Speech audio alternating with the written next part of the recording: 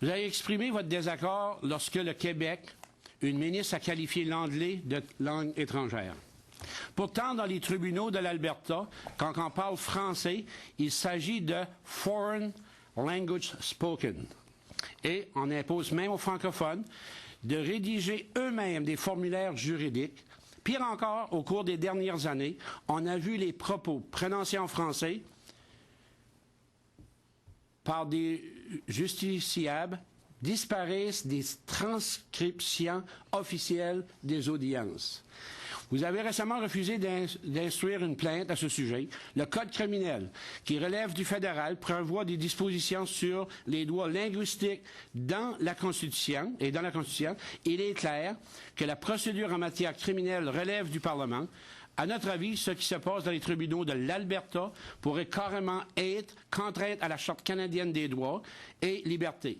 Comme le gouvernement fédéral ne fait rien devant ce grave d'atteinte aux droits, qu'attendez-vous faire pour assurer l'accès à la justice dans les deux langues officielles au Canada et faire en sorte que le français cesse d'être traité comme une langue étrangère dans les tribunaux? Et juste là-dessus, j'ai ajouté, là, imaginez-vous le francophone en Alberta sous un code criminel, le transcript, ou que le transcript vient, ou ce qui est la partie anglaise, c'est écrit, et quand ça vient pour le français, foreign language. Puis il n'y a pas rien en tout pour les francophones. J'aimerais vous entendre, M. Graham. Merci, M. Godin. C'est une situation grave qui a été rapportée et je crois que le droit de tout justiciable d'avoir accès à la justice dans la langue officielle de son choix est quelque chose d'extrêmement important. Et effectivement, pour s'assurer que ce droit soit respecté et que les cours soient capables de respecter ce droit.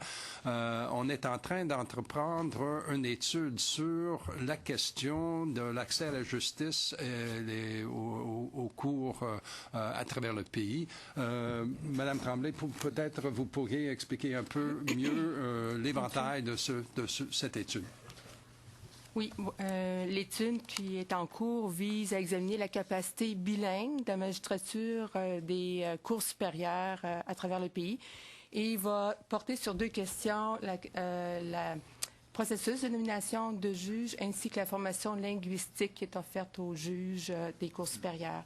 La question que vous avez portée à l'attention du commissaire et pour laquelle on a conclu qu'on ne pouvait pas mener une enquête, on a expliqué à la personne que la cour qui était en cause, la cour provinciale de l'Alberta, n'est pas une institution pour laquelle on peut mener une enquête.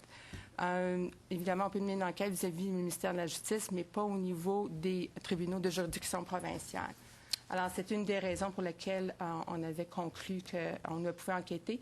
Et à ma connaissance, je ne pense pas que ça visait une question en matière criminelle, un procès en matière criminelle, mais il faudrait vérifier.